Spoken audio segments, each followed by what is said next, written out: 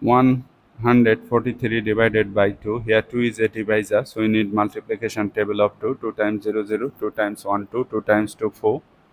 To find out the multiplication table of 2 easily, just start 2 with the previous step. 0 plus 2, 2, 2 plus 2, 4, 4 plus 2, 6, 6 plus 2, 8. This process will continue.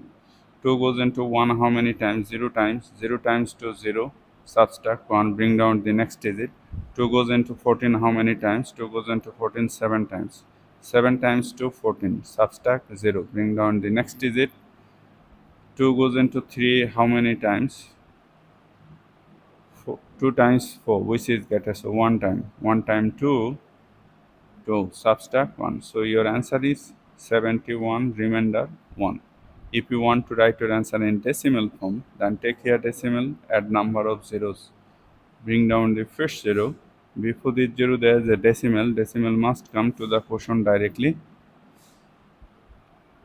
Now 2 goes into 10 how many times? 2 goes into 10 5 times.